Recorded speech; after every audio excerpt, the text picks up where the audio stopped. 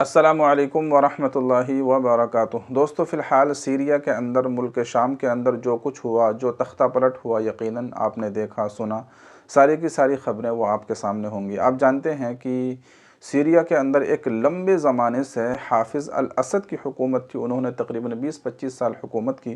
پھر اس کے بعد میں ان کے بیٹے بشار الاسد نے جو ہے حکومت کی، اور 2024 میں آ کر یعنی 20 سال کے اندر ان کی بھی حکومت ختم ہو گئی، تختہ پلٹ ہو گیا، اور اب وہ جو ہے اپنا ملک چھوڑ کر کہیں اور بھاگ چکے ہیں۔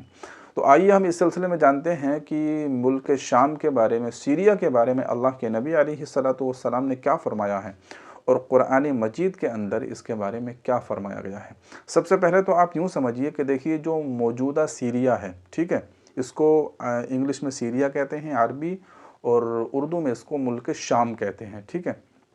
تو جو موجودہ ملک شام ہے، موجودہ سیریا ہے، تو جو حدیث کے اندر آیا ہے اس سے مراد صرف یہ موجودہ ہی سیریا نہیں ہے، بلکہ اس کے ساتھ فلسطین، لبنان، اردن اور ترکی کا بھی کچھ حصہ آتا ہے۔ تو یہ سارے کا سارا مل کر جو ہے یہ سیریا اور شام ہے، ٹھیک ہے۔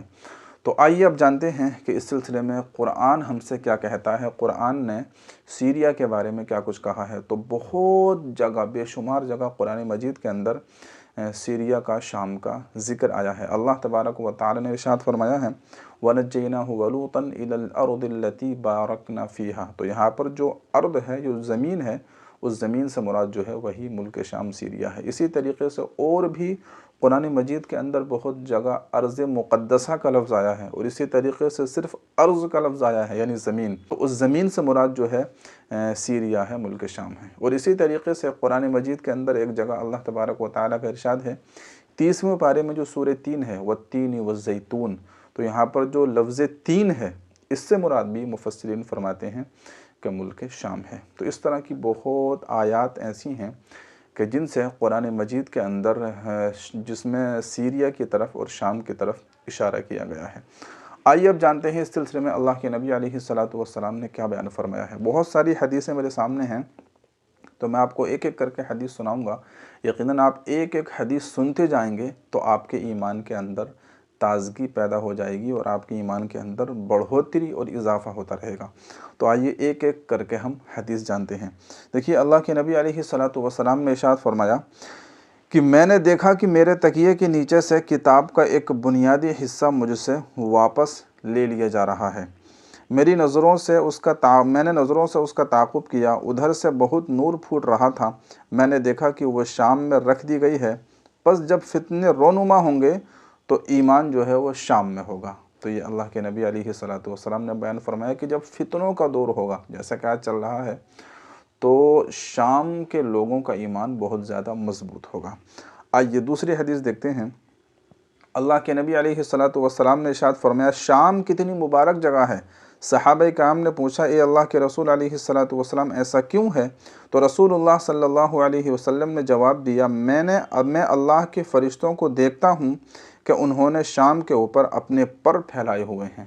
تو فرشتے بھی جو ہے شامیوں کے لیے اور سرزمین شام کے لیے مدد کرتے ہیں اور ان پر پھیلاتے ہیں۔ یہ اللہ کے نبی نے بیان فرمایا۔ اب آئیے آگے دیکھیے، اللہ کے رسول علیہ السلام نے فرمایا، اے اللہ ہمارے شام میں برکت عطا فرما، اے اللہ ہمارے یمن میں برکت عطا فرما۔ لوگوں نے کہا کہ یا رسول اللہ ہمارے نجد میں بھی؟ تو آپ صلی اللہ علیہ وسلم نے فرمایا کہ ہمارے شام میں برکت عطا فرما اور ہمارے یمن میں بھی۔ لوگوں نے پھر کہا کہ ہمارے نجد میں بھی؟ راوی کا کہنا ہے کہ میرا خیال ہے کہ تیسری بار رسول اللہ صلی اللہ علیہ وسلم نے فرمایا، ہاں، وہاں پر زلزلے آئیں گے اور فتنے ہوں گے، اور وہاں شیطان کا سینگ ظاہر ہوگا۔ تو اس سے بھی جو ہے ملک شام کی فضیلت اور اہمیت معلوم ہوتی ہے۔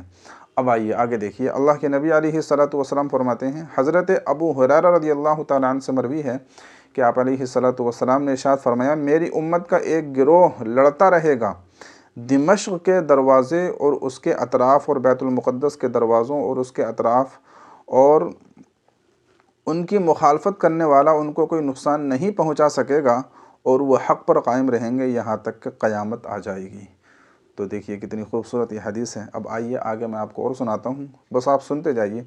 دیکھیے، ابو عبداللہ شامی رحمۃ اللہ علیہ کہتے ہیں کہ میں نے ایک مرتبہ حضرت امیر معاویہ رضی اللہ تعالیٰ عنہ کو دوران خطبہ یہ کہتے ہوئے سنا، مجھے انصاری صحابی حضرت زید بن ارقم رضی اللہ تعالیٰ عنہ نے بتایا کہ نبی کریم علیہ السلام نے ارشاد فرمایا، میری امت میں ایک گروہ ہمیشہ حق پر غالب رہے گا اور مجھے امید ہے کہ اہل شام یہ تم ہی ہو۔ تو اہل شام کے بارے میں فرمایا کہ یہ جو ہے ہمیشہ شام کے اندر کوئی نہ کوئی ایک گروہ ایسا ضرور رہے گا کہ جو حق پر قائم رہے گا۔ اب آئیے، حضرت ابو ہریرہ رضی اللہ تعالیٰ عنہ سے مروی ہے کہ نبی کریم علیہ السلام نے فرمایا، میری امت کا ایک گروہ اللہ سبحانہ و تعالیٰ کے حکم سے لڑتا رہے گا، ان کو کسی کی ملامت کا کوئی نقصان نہیں ہوگا، وہ اپنے دشمنوں سے لڑتے رہیں گے، اللہ لوگوں کے دلوں کو ان سے متنفر کر دے گا تاکہ وہ خود ان پر اپنی رحمتیں برسائے، یہاں تک کہ آخری وقت آ جائے گا جیسے کہ سیاہ تاریک رات، وہ لوگ اس سے ڈریں گے تو ان کو ڈھال دے دی جائے گی، اور نبی کریم علیہ السلام نے فرمایا وہ اہل شام ہوں گے۔ پھر نبی کریم علیہ السلام نے اپنی انگلی سے شام کی طرف اشارہ کیا یہاں تک کہ وہ تھک گئے۔ ٹھیک ہے، اب آئیے آگے دیکھیے، ایک دو حدیث اور ہیں وہ سن لیجیے۔ حضرت عبداللہ بن حوالہ رضی اللہ تعالیٰ عنہ سے مروی ہے، رسول اللہ صلی اللہ علیہ وسلم نے فرمایا، تم لوگ عن قریب کچھ فوجی دستے ترتیب دو گے، شام کی فوج، عراق کی فوج اور یمن کی فوج۔ تو عبداللہ نے کہا، اے اللہ کے رسول علیہ السلام میرے لیے ایک دستہ چن لیں اور منتخب فرما لیں۔ تو آپ علیہ السلام نے فرمایا، شام جاؤ، اور جو بھی ایسا نہیں کر سکے وہ یمن چلا جائے، جیسے کہ اللہ سبحانہ و تعالیٰ نے میرے لیے شام اور اس کے لوگوں کو پسند فرمایا ہے۔ تو دیکھیے کتنی خوبصورت یہ حدیث ہے۔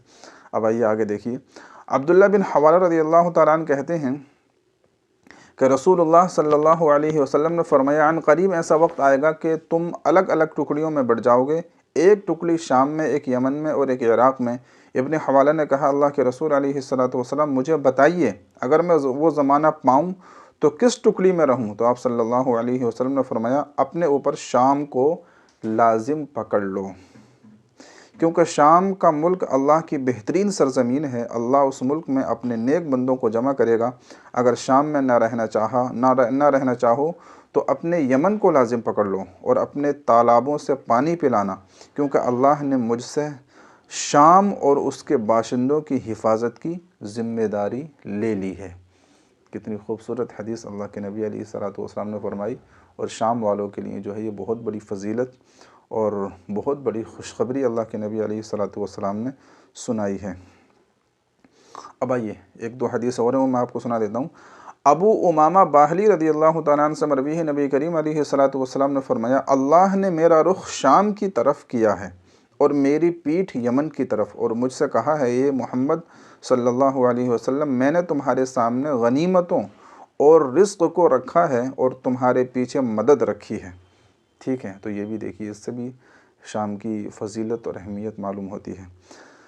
اب آئیے دیکھیے، حضرت عبداللہ بن حوالہ رضی اللہ تعالیٰ عنہ سے مروی ہے، انہوں نے آپ صلی اللہ علیہ وسلم سے کہا، اے اللہ کے رسول صلی اللہ علیہ وسلم، آپ مجھے بتائیں کہ میں کس علاقے میں رہوں؟ اگر مجھے پتہ ہو کہ آپ صلی اللہ علیہ وسلم ہمارے ساتھ لمبے عرصے تک رہیں گے تو میں آپ صلی اللہ علیہ وسلم کی رفاقت کے علاوہ کہیں اور رہنے کو ہرگز ترجیح نہیں دوں گا۔ تو رسول اللہ صلی اللہ علیہ وسلم نے فرمایا، شام کی طرف چلے جاؤ، شام کی طرف چلے جاؤ، شام کی طرف چلے جاؤ۔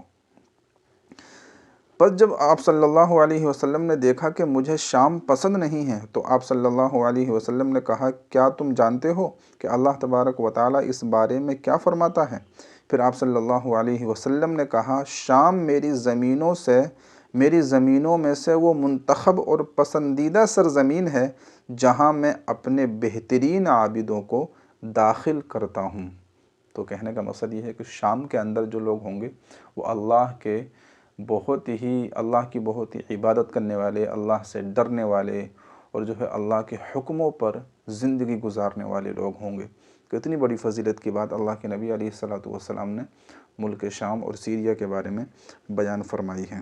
اب آئیے دوستو، آخری حدیث میں آپ کو سنا کر اپنی بات کو ختم کرتا ہوں۔ بہت ساری حدیثیں ویسے تو میرے سامنے ہیں، میں آپ کو بہت ساری حدیثیں سنا سکتا ہوں، لیکن بس یہ آخری حدیث میں آپ کو سنا کر اپنی بات کو ختم کرتا ہوں۔ دیکھیے، حضرت عبداللہ بن عمر رضی اللہ تعالیٰ عنہ سے مروی ہے، نبی کریم علیہ السلام نے فرمایا، جب اہل شام ہلاک ہو جائیں گے تو میری امت میں کوئی خیر باقی نہ رہے گی، لہذا میری امت میں ایک جماعت حق کو غالب کرنے کے لیے لڑتی رہے گی اور اپنی مخالفت کرنے والوں اور رسوا کرنے والوں کی کوئی پرواہ نہ کرے گی یہاں تک کہ قیامت آ جائے گی اور وہ سارے حق پر قائم رہیں گے۔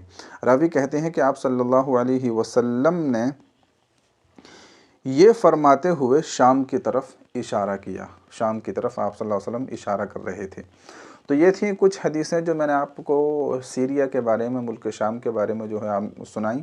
یقیناً یہ ساری کی ساری حدیثوں کو سن کر آپ کا ایمان ضرور تازہ ہوا ہوگا اور آپ کو بہت کچھ معلومات جو ہے حاصل ہو چکی ہوگی۔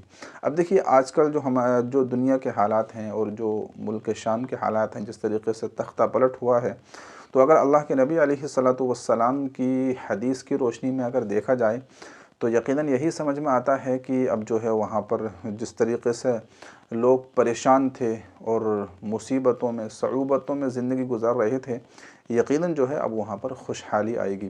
لیکن بعض خبریں اس طرح کی بھی نکل کر سامنے آ رہی ہیں کہ اب وہاں پر جو ہے اسرائیل نے جو ہے اپنا قبضہ کر لیا ہے۔